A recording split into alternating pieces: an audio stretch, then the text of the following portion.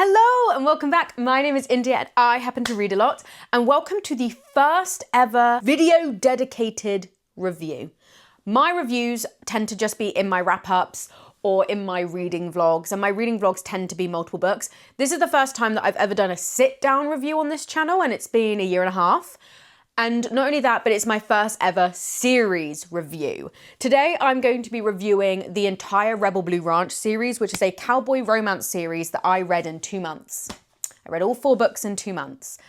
One of them I read in a day. We're gonna dive in. I'm gonna tell you it's a very up and down roller coastery kind of story with this series, but I'm excited to jump in and talk to you about it. So yeah, grab some popcorn and a drink and let's get right into it. I did make notes for this because I tried to film this earlier in the week and I was suddenly like, what the fuck am I even saying? So first of all, what is the Rebel Blue Ranch series? The Rebel Blue Ranch series is an American cowboy contemporary romance written by a woman called Lyla Sage, following the Ryder family and their close family friends in their ups and downs of their lives and their loves. This series involves 4 books, though the author has said that she's always open to return to the world of Rebel Blue Ranch. You have Done and Dusted, which follows the youngest of the Ryder siblings, Emmy, and she falls in love with her brother's best friend, Luke, and was a kind of childhood frenemy of hers. This was self-published, went absolutely viral on Book Talk and things like that. So then the rest of the series was published by Penguin in both UK and America. And probably other places, but UK and America. The second book is Swift and Saddled, which is my friend Vic's favorite book, because originally we all picked up on my annual leave, you should check out that vlog, we all picked up Done and Dusted to read together, of which 3 out of the 4 of us finished the series. My friend Olivia curses the day we were born because she did not like Done and Dusted. This follows Wes, the middle child of the Ryder siblings, and he falls in love with a woman called Ada, who is joining Rebel Blue Ranch to help redesign and reconvert a barn into some kind of like Airbnb guest houses. Book 3, which I believe may be my friend Bex's favorite book, Lost and Lassoed, follows the eldest sibling, Gus, and Teddy. Yeah, book 1, Emmy, her best friend. We're doing a lot of siblings, best friends dynamic here, but he falls in love with Teddy. They have a kind of very big hatred for each other over the first 2 books. When I was reading Done and Dusted, I was like, cool, these 2 are definitely gonna have a book. And I Googled it and was not surprised that they did. It was just very obvious. But they do not like each other. They are openly kind of antagonistic to each other. But after Teddy loses her job, she spends the summer looking after Gus's daughter, Riley, and obviously they fall in love. It's very heartless Elsie Silver inspired, I feel, and I liked both of them a lot. And then finally, my favorite book is the final book in the series, and that is Wild and Wrangled. Camille and Dusty are really interesting because they are connected to the Ryder family, but they're not like siblings or anything. So Camille is Gus's child's mother. So Gus and Camille had a one-night stand. Camille fell pregnant and they decided to keep the baby and co-parent. And Dusty is Camille's high school sweetheart, and they have loads of history. They obviously broke up, and it's about them reconnecting. And maybe it's because I have been with my partner since I was 15, but I loved the high school sweetheart, second chances story. I really, really liked it. So that is like a basic rundown of the series. I am now going to take you through kind of my thoughts and feelings. We are going to go book by book because there is a little bit of a timeline. So Done and Dusted, as I said, check out the reading vlog, but Done and Dusted was a book that we picked up on a whim because I'd seen so many people on Book Talk talking about this cowboy romance series. My friend Vic is currently making her way through every single Elsie Silver book ever fucking written, genuinely. I was like, oh, well, I had a really good cowboy romance is the Rebel Blue Ranch series by Lyla Sage. We're in Tesco, we picked it up, we read it. I'm gonna be really polite when I say this. Now, it was not that great of a book. In any kind of circumstance, I would have not continued the series, if I'm being completely honest, because that book was very average. The big things for me were I didn't really like the writing. I thought the writing, the way I explained it was that, and I have obviously loads of wrap-ups, but the way I explained it is that I felt that Lyla Sage had plotted out every single facet of this romance book, and every chapter felt kind of like we were ticking off a checklist of this is what each scene must include. It didn't feel like a flowing of story, and a flowing of characters, and it didn't feel that each chapter very easily fell into place with the next chapter. It felt, now this is the chapter where they kiss for the first time, and this is the chapter where she opens up to her dad. It felt very formulaic, and not in a fun way where it's like, oh, it's a romance, it's formulaic. It felt very like to-do list. While I liked Emmy and Luke and thought they had good chemistry, the entire time Luke's point of view is, I can't kiss her. She's my brother's little sister. And you can mention that at the beginning. But I know, because I've read the blurb and I have a BookTok account, that she is your best friend's little sister, right? We don't need to be reminded for the entire 250, 300 pages. We just really, really don't. It became very tiring. Emmy was great, and I was really, really excited to read a female character with ADHD. As someone who is neurodivergent, I love seeing ADHD rep in women specifically. I love ADHD rep all the time, but specifically ADHD rep, I personally felt we could have gone deeper into the ADHD rep. I feel like we've already just covered the surface of what it is to be a woman with ADHD. And I do know that this is based on Lyla Sage's own personal experiences. That's not to shit on that, again, as someone who's neurodivergent. But what I will say is I wanted more. I wanted more elements of what it's like to be a woman with ADHD. We had elements of it, which was really, really great. And that was some of Lyla Sage's strongest writing in that book. But I was a bit like, give me more. Give me more. Felt that the writing was not that strong. The characters were, like their chemistry, good. Individually, I wanted more. Like I didn't feel like as a book, we dived deep enough into the motivations of the characters. Their backstory, like I feel like we'd get one scene, character development done, let's go. So done and dusted. I read it over like 2 weeks.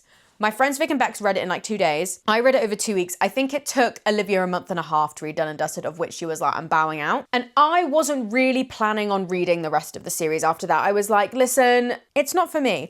But I was on a really long journey to Truro, and I was like, right, Swift and Saddled. Vic had started reading it and she was like, it's actually very good. I was like, Swift and Saddled is on Kindle Unlimited. I'm just gonna download it. So then I read it. And I read half of it in one day, and it felt like a whiplash moment of the quality. The jump in quality, the increase in quality was incredible. Every issue that I had with the kind of to-do checklist way of how the story flows, and the fact that we kind of get one scene to develop each character, and then that's kind of it, gone out the door with book 2. I do think this is because, I know this is not to shit on self-published authors because I've read some amazing self-published work, but I do think it directly correlates with the fact that she had an editor with her at that point who could bring that, because she had it in her. Like the writing's there, we see it with the rest of the series, but I think she needed someone to bring out that talent in her a little bit more.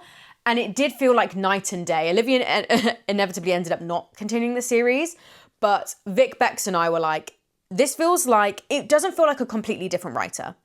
It feels like Lyla Sage's work, but it feels like Lyla Sage elevated, and it was just so good. For me, I really enjoyed the exploration into Wes's depression. I think he's one of the loveliest characters, and Vic says like, he is her favorite character. Wes is one of the nicest, most loveliest guys. Like he's the kind of guy that you want your best friend to end up with.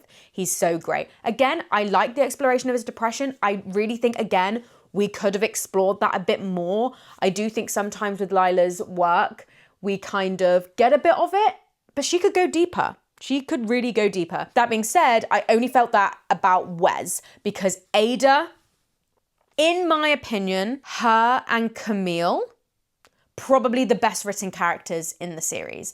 Ada comes from a situation where she was fleeing an abusive marriage, and Lyla really makes sure that those experiences find its way throughout all of her decisions in the book. It's not like I was treated really badly and this is why I'm in this place where I am now. Every single part of her past has connotations to decisions that she makes. So sometimes when you get to the dreaded 3/4, 75% of the way through breakup, for me, it was very well done and made a lot of sense for the character. I'm not the biggest fan of a 75% breakup. It's in, I'd say, about 80% of romance novels. But this was a case where I was like, no, the character's written so well that this just makes sense. But Ada's a great character. I think going from really fun, loud, extroverted Emmy to a more reserved Ada was really, really good. I think they have a very, like, a more kind of reserved love in the way that Emmy and Luke have had this fiery thing going for a really, really long time. But Wes and Ada both have, you know, a past, and they are, I don't want to, fragile is not the right word, but they are more, I guess, sensitive. And seeing them fall in love was really, really lovely. But the standout thing for me with book 2 was the absolute jump in and increase in the quality of Lyla Sage's writing and just the way she plots out her stories, her characters, everything. Then we go to book 3, where it is what it is. We knew book 3 was going to be really good because these are 2 characters that have had a lot of setup. They've had 2 books worth of setup before we get to their book. And it made me realize I do love a single dad trope. I am a fan. I really, really am a fan. It very much reminds me, as I said earlier, of Heartless by L.C. Silver, just in the fact that you've got somebody who doesn't really know what they want to do with their life, is a redhead, kind of does it to fill the summer, all that kind of stuff. Like, there's a lot of similarities. I'm really glad that there wasn't a surprise pregnancy trope, which whacks you in 75% of the way of the Heartless book.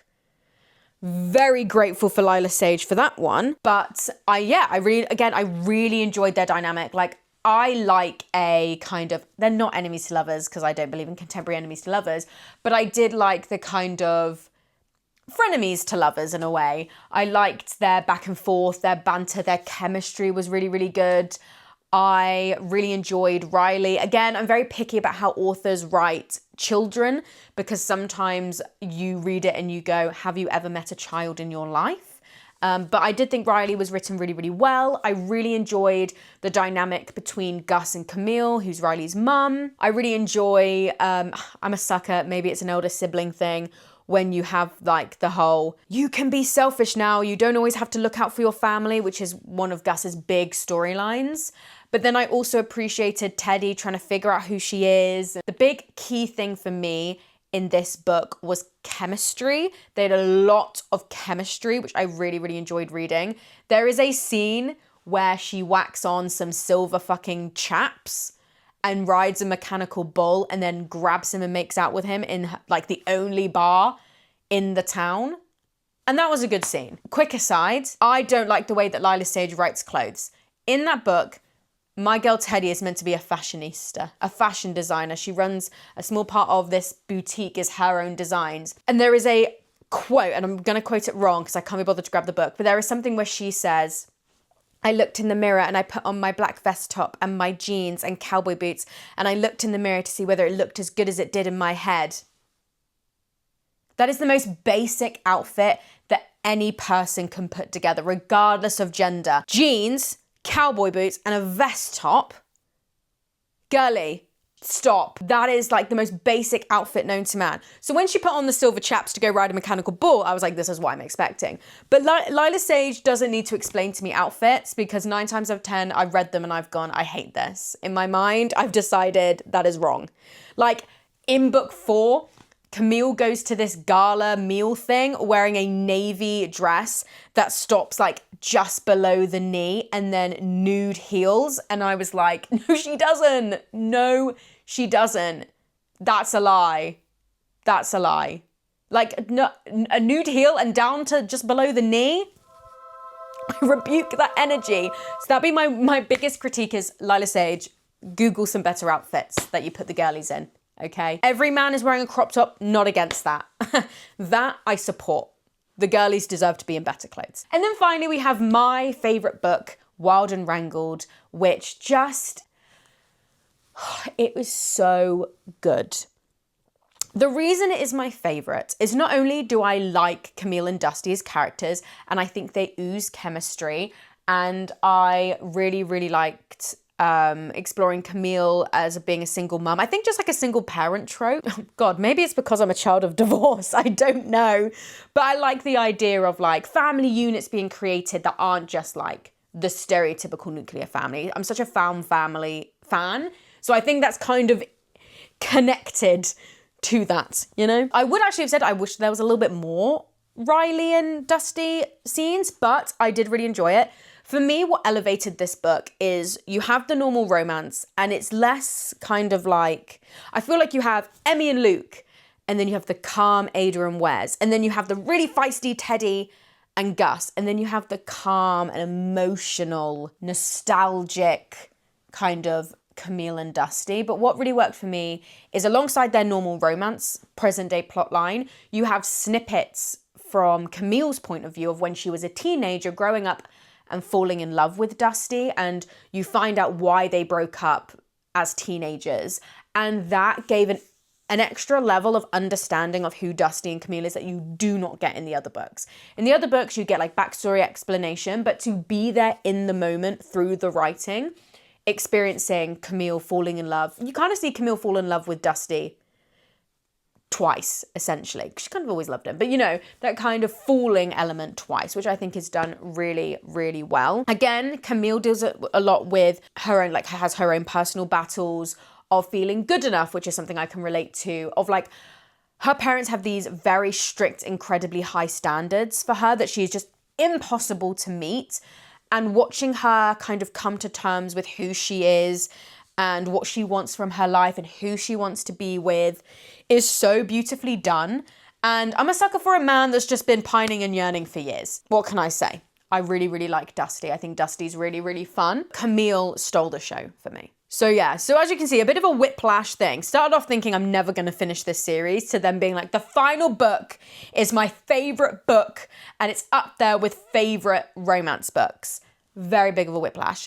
If I was to rank them, I would go at the top, Wild and Wrangled. Second place, Lost and Lassoed. Actually, it would literally just go down. It'd be 4, 3, 2, 1. Because then third place would go to Swift and Saddled, and then bottom place is Done and Dusted. Respectfully, if Lyla Sage was to do like a 10-year anniversary rewrite, pull a Samantha Shannon or a Veronica Roth, I'd be okay with that. Like, I just was not really that great. And I do think it's the kind of book that might turn people away from the series. But the rest of the series, like the jumping quality is so good and the characters are amazing. And Lyla Sage's writing just gets so much better. So there you go. My favorite female character would be Camille, but my favorite male character would be Wes. One thing I really, really want to shout out is, and I say this every time I talk about a romance book, romance writers, I need to believe in the rest of the family and I need to believe in the rest of the friends. If you do not flesh out your side characters enough, I don't give a flying fuck, you know, about your books going forward. I'll say it once and I'll say it again. My favorite romance series of all time is the Off the Ice series by Bal Cabra. And I am so excited for August because it's my birthday, but also because that's my boy Kian's book, finally. And the reason I'm so invested in this is because Kian has been such a consistent and amazing character throughout the series. And that's what I want to say about this series. I think half the reason I love Camille so much is because Camille is such a constant throughout the series. The reason why I enjoy Lost and Lassoed so much is because Gus and Teddy are such poignant characters in the other two books, and we see so much of them in their dynamic that you're invested in them, rather than just kind of going, oh, and here enters the dad character. I think Lyla Sage does a really good job of making you appreciate the wider series. They don't do the Bridgerton thing where you kind of forget them once their book's done. Like, it does feel like a very cohesive family. And I love that because I love the found fam and I love family and I love the found family trope and I love all of that. I really, really, really do. There we go. That's a kind of whistle-stop tour of my thoughts of the Rebel Blue Ranch series, going from I'm never going to finish this series to like, oh my God, it's actually kind of life-changing. And I don't read many series in a year. Like, I'm a kind of person who will finish a book series over like 5 years. Each year I'll read another book. So the fact that I read these and enjoyed them enough to read them and finish them in 2 months says a lot about the series. So shout out to Lyla Sage for smashing it with that one. So after that, there is only one more currently Lyla Sage book out there, which is the first book in her new series called the Sweetwater Peak series. And the book is called Soul Searching. And it's kind of got some magical realism elements to it. I say that, nobody actually, that's a rant for another day, but nobody really actually uses the term magical realism correctly. So I'll tell you, right now they're saying magical realism. I'll let you know if it actually is magical realism. But I believe it's like ghosts and romance and stuff like that. So I think a second book has been announced, but that is going to be the one I'm reading next, probably October time. Thank you so much for watching. Please like and subscribe and all that fun stuff. And I hope to do more full series reviews. I'm not very good at doing, because I do my wrap-ups, I don't see the point in sitting down and doing like a specific book review, because you're going to get it in my wrap-up. But I do want to do series reviews, especially for romance. So you will get a full series review of the Off the Ice series once I finish Embrace, when that comes out in August. But yeah, I will be doing more full series reviews. So please anticipate those. As I film this, I have just completed my first week of my new job. So I'm really hoping, I'm trying to figure out my kind of new structure for how I do these videos. Because I don't have days off in the week anymore, so I can't readily film as much as I used to be able to. So we're probably going to go down to one video a week while I find my footing. Most likely, I will post every Monday is the goal. So hopefully, I'm filming this on Saturday. I'm going to put it up, edit it, and put it out on Monday. Unless I have a vlog. And then the vlog will go out on the Monday and the bookish video will go out on the Thursday as normal. But as I'm adjusting to the new role and my new routine, expect a video a week, basically, hopefully. I actually don't know what I'm going to film for the next one. Thank you so much.